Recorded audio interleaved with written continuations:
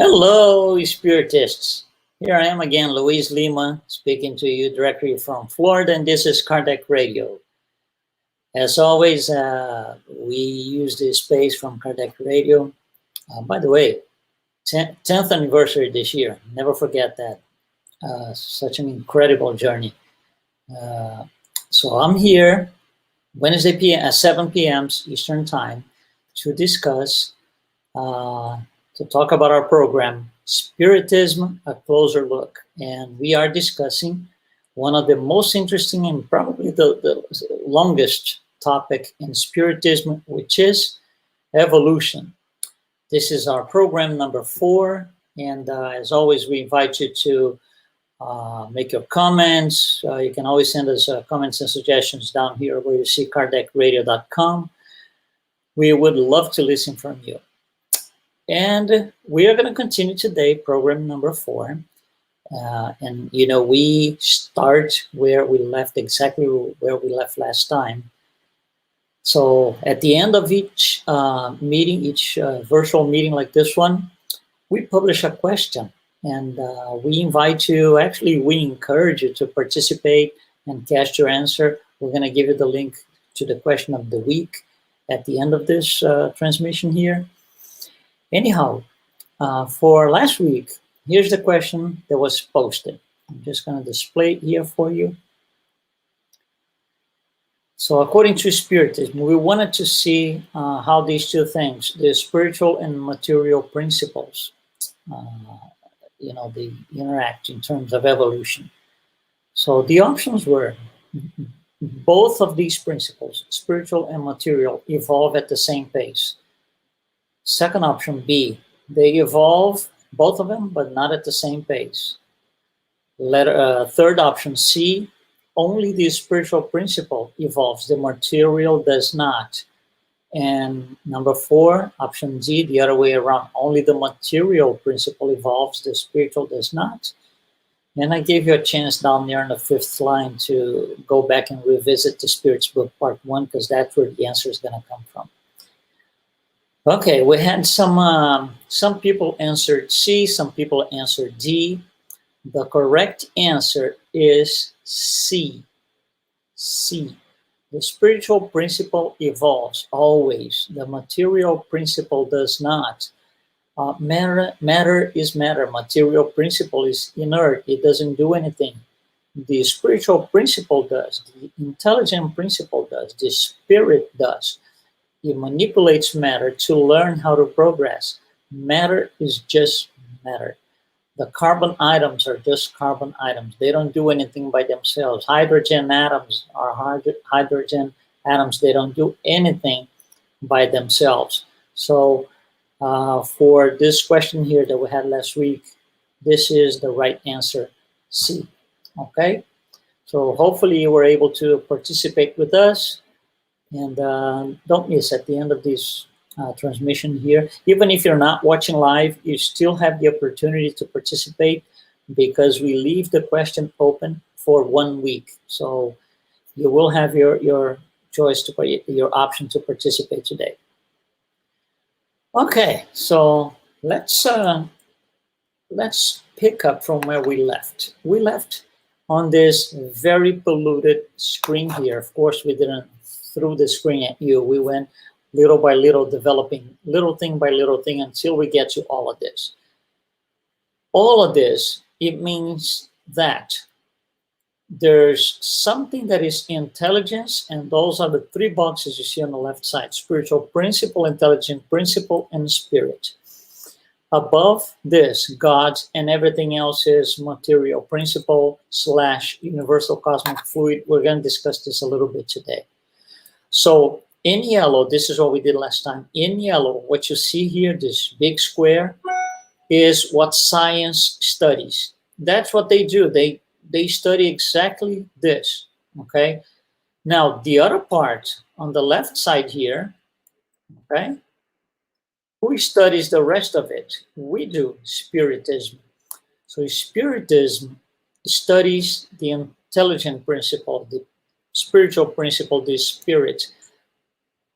Science does not. They study the other things. They study material, the material world. That includes, you see here, quantum physics and, you know, quantum mechanics, physics, chemistry, and it goes on and on and on and on.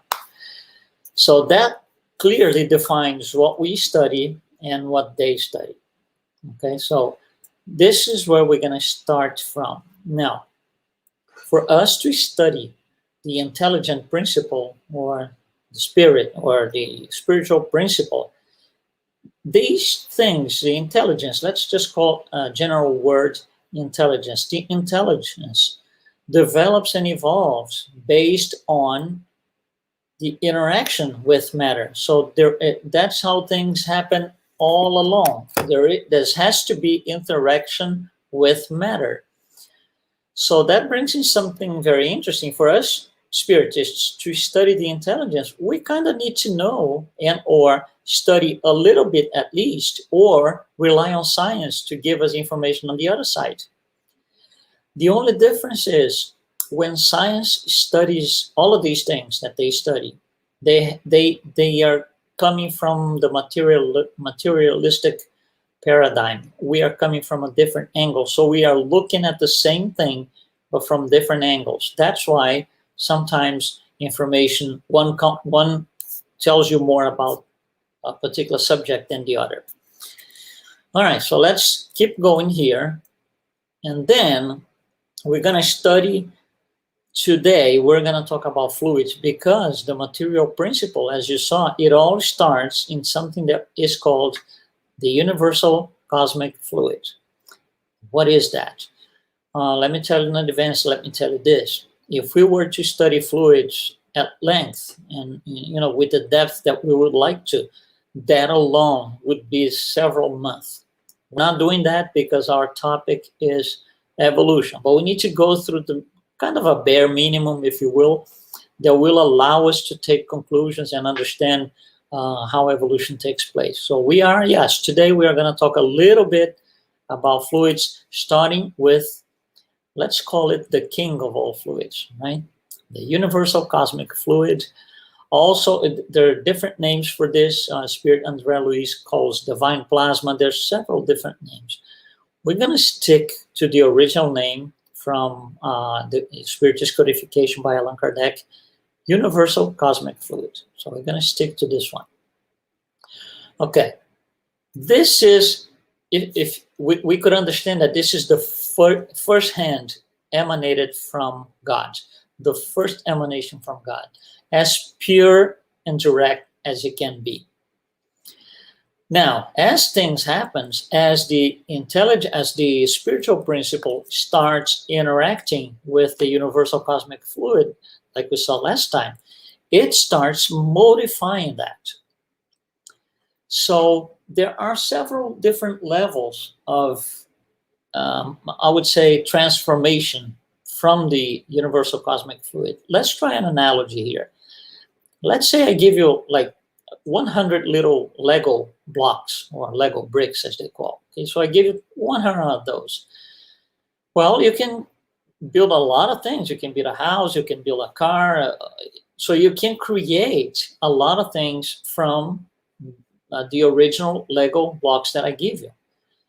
But the original Lego blocks are not the purest thing in terms of matter ever, because the factory had to assemble those by picking up from, you know, chemical polymers and different things and plastic. So when we get the Lego in our house, when we buy the little blocks, they are not the universal cosmic fluids in quotes. They are way far from that. That's a modification. And if you reverse engineering, if you disassemble the block, you go back to the, you know, chemicals and polymers and so forth that come from someplace else, that come from someplace else. There's a lot of transformation. At the end, we're going to go back to bosons, leptons, and, you know, everything that we spoke, atoms and protons and neutrons, everything we spoke last time. If I give you electrons, protons, and neutrons, you cannot use them to build a house with Lego blocks. So you do not have access to the very source. We have access to the immediate source. which is the Lego block. It's same thing here. So from the universal cosmic fluid, things start to be modified. So there is a group of spirits, the most advanced, most evolved possible, that are as close to God as it can be. These can touch the universal cosmic fluid. They can modify it on a first layer. Let's call them layers. So they can modify to a first layer and create what we call cosmic dwellings. These have to be extremely evolved spirits. They're almost aligning with God. Below that, some other groups of spirits, a little less evolved than those, are going to take these cosmic dwellings and start creating other things, such as starry empires. You see, we're coming down in layers here. So to create starry empires, you don't really go directly to the universal cosmic fluid. You use something that was already modified from the universal cosmic fluid. So there are groups of spirits that are able to, from cosmic dwellings, transform them and create starry empires. Similarly, another group of spirits, we're coming down, so less evolved than the prior ones, are able to create galaxies from starry empires. Several different galaxies. I'm naming two of them here that are the most known to us. Milky Way, that's where we are, and our neighborhood. When you call neighbor, you think it's right there, right? It's far, but you know, it's our neighbor, Andromeda. So galaxies are created from starry empires, that are created from cosmic dwellings, that are created from universal cosmic fluid. So at this point, we are already 4 layers down. These are not, what I'm going to show you here are not all the layers. This is almost like an academic study, okay? So let's keep going. From galaxies, we will have constellations. There are 88 constellations. I'm giving you 2 names here. Auriga is one of them. Aquarius is another one. From there, we get into actual planets. So here are some: Earth, Mars, Jupiter, Saturn, several. In our solar system. That's only in our solar system. So you see, when you get to the planet level, you're really far from the universal cosmic fluid. Really, really, really far.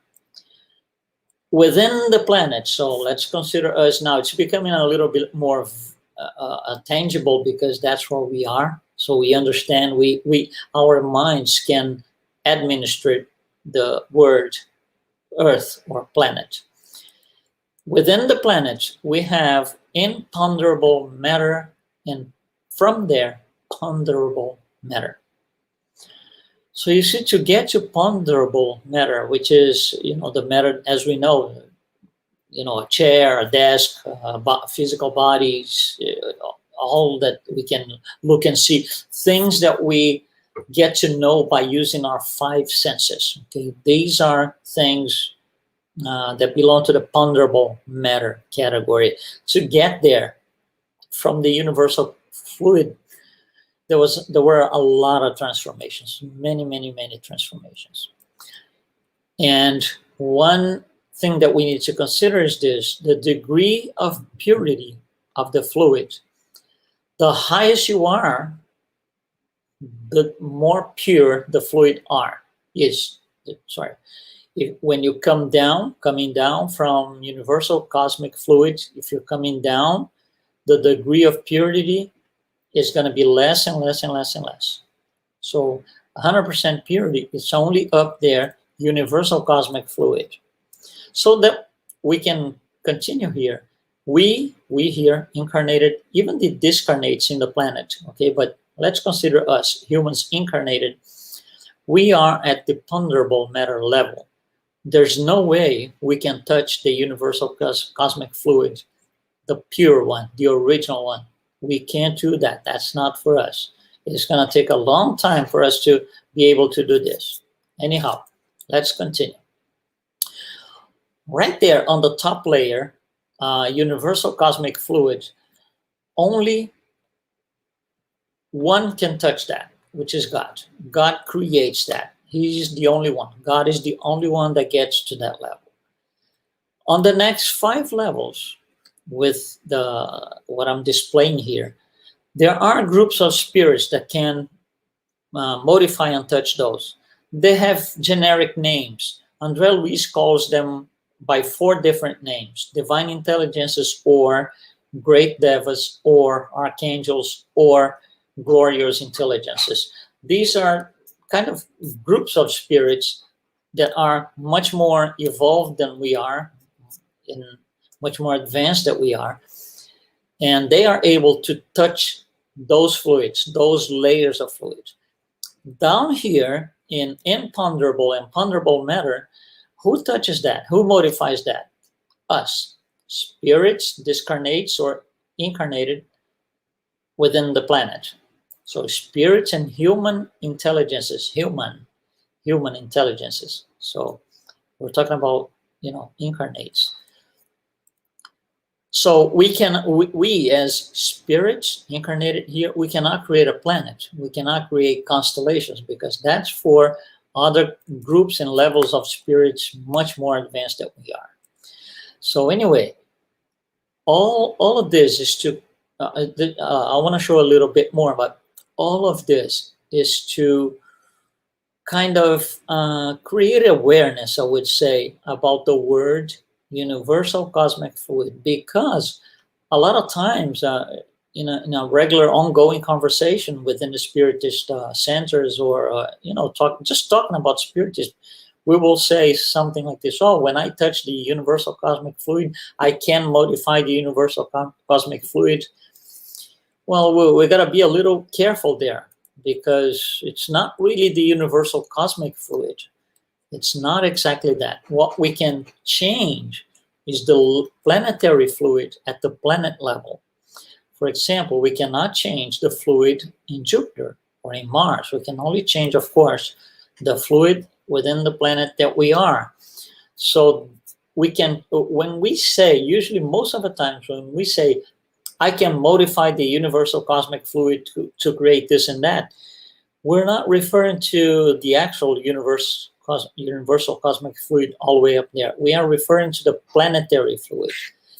Under the planetary fluid, then we have 2 levels: spiritual fluids that account for everything imponderable or imponderable matter, and what we call material fluids, which account for everything ponderable matter. Material fluids are fluids that we have in our daily lives, anything material.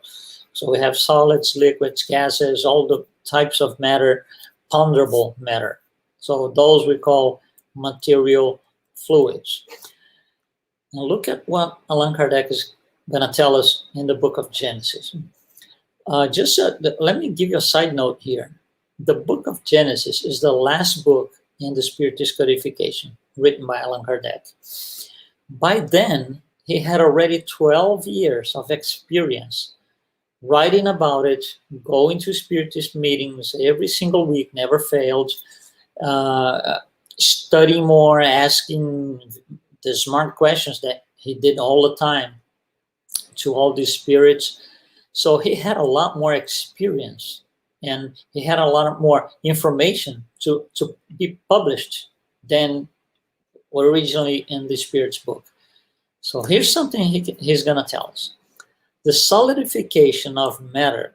Okay, solidification of matter means we are at the ponderable matter level, lowest possible level. The solidification of matter is in reality only a transitory state of the universal fluid after all the modifications, which can return to its primitive state. What is a primitive state? Anything above that, right? When the conditions needed for cohesion cease. So it's transitory in the sense that things change. The intelligent principle acts upon matter, changing things. Atoms recombine themselves, molecules recombine themselves. The entire creation happens because of that. So everything material is transitory And that's why we usually say our physical bodies are transitory. They're going to stay, and they're going to be, all the physical elements of it are going to be recombined after we die, and something else is going to happen with them. Okay, so he's trying to explain that to us. Coming back to something that we showed last week here, there are three elements then, okay, in creation: God, spirit, and matter. We saw this last week as well. This is called the universal trinity. It's in the Spirit's book, question 27. Now that we've been through all of this fluid thing and all this explanation, when we say matter, that includes both imponderable and ponderable matter. It's not only matter as we know in the physical plane. Physical plane is, there's matter here, but there's imponderable matter.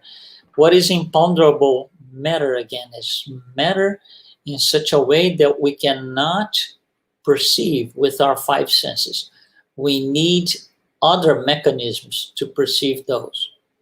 Those mechanisms are called vital centers, or some people like to call chakras. That's what they are.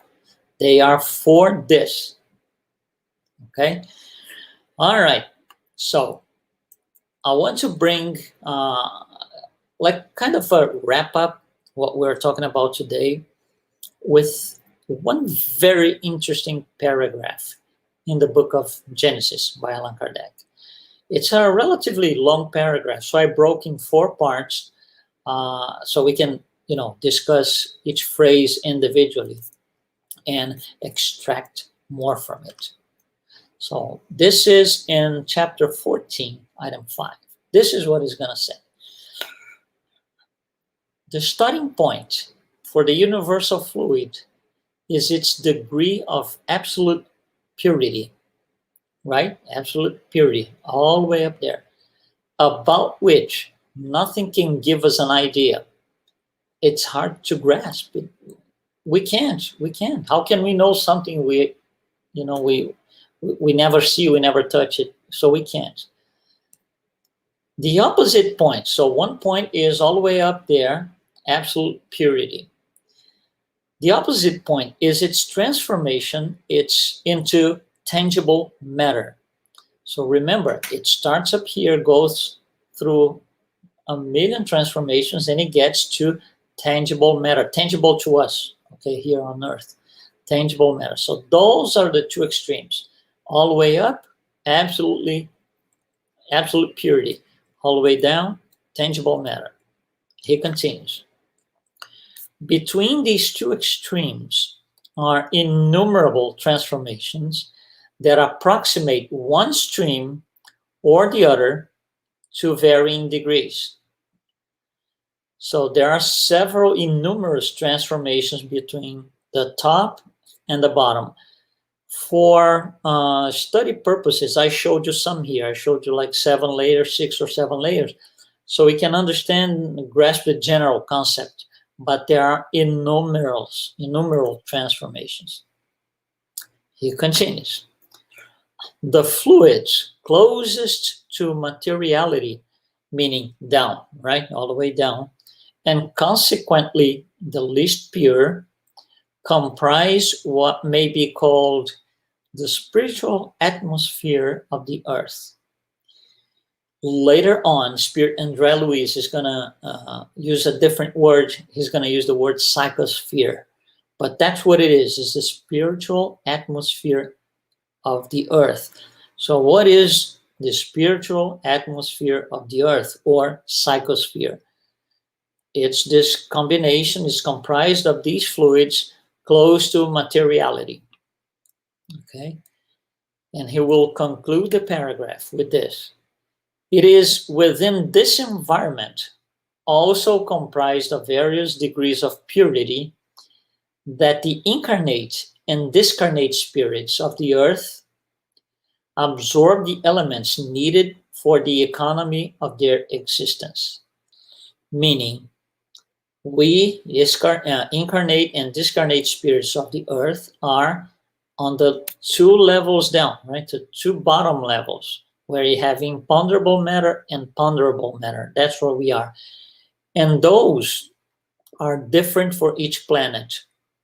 For example, the planetary fluid for Saturn is not the same as ours. So the imponderable and ponderable matter in Saturn is not the same as ours. Same for Jupiter, same for anything else that you can think of, any other or planet, because each one has its own planetary fluid, which again is already a modification, or even better, transformation of the original absolute purity based universal cosmic fluid.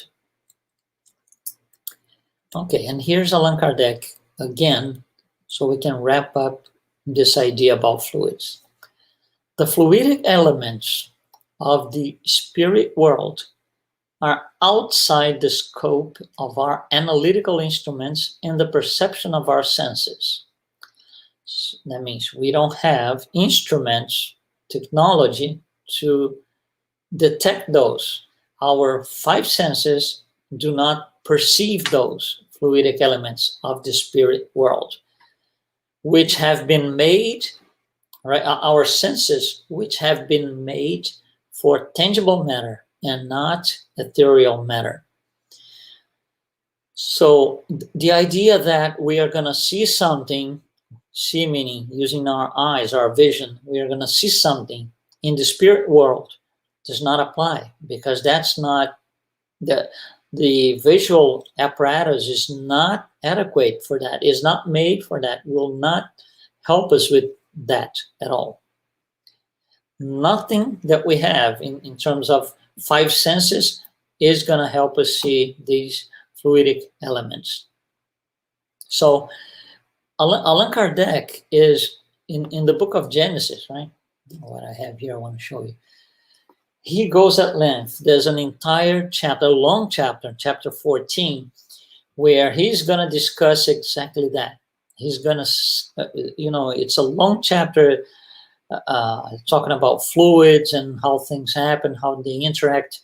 What we did today is we used, as a reference, we used the book of Genesis by Allan Kardec, and we also used this book here, Evolution in Two Worlds by Spirit Andre Luiz.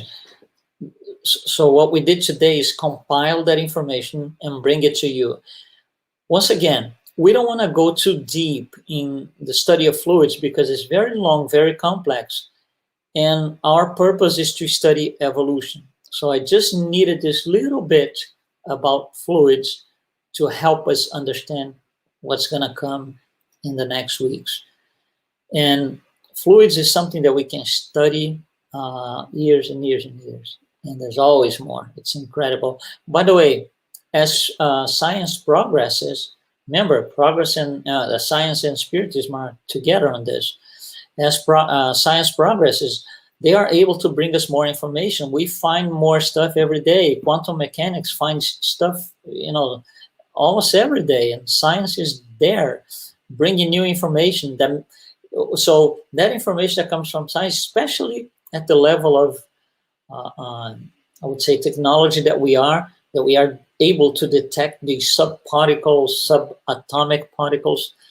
It makes a lot of sense to us now when we go back to the Spiritist literature in general, and spirits will say things that it wouldn't make any sense 50 years ago, for example, or maybe 100 years ago. And you look at them and you say, I don't know what is being said here, because we didn't have the knowledge, we didn't have the ability to detect what was being said. It was not something that we were ready for. Okay, guys, so we're going to stop here today. Fluids deserves a different study.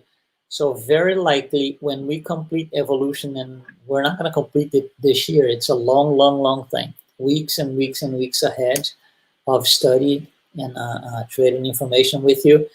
But most likely fluids is going to be the next thing. Okay. Okay, so as always, I appreciate your participation. You're always welcome to participate with us, and we are going to publish the question of the week. Okay, so actually, as I'm speaking to you, I'm publishing this. Okay, so I just published that. Um, you know, participate with us, join us in casting your your answers. One important thing is we do not whatsoever, we do not collect any information from you. It's totally anonymous. No name, no email address, no phone number, no cell number, no IP address, nothing at all. It's totally 100% anonymous, guaranteed. So that makes it, if that makes you feel a little better to participate with us, please, I encourage you to go and cast your answer. And, you can always also email to us at kardakradio.com for comments and suggestions. Okay, and even if you're not watching us live, you can always post your questions there. They'll make its way to me somehow, and we will address every question that we have through the programs or in between programs for those who cannot participate live. Every single question will get answered. Okay. All right, guys. So if you're watching us live, stick around. In the next 30 minutes, we're going to have Simone Neto with her program right here on Kardec Radio, Universal Truth. So be well, and God bless us all. Thanks so much.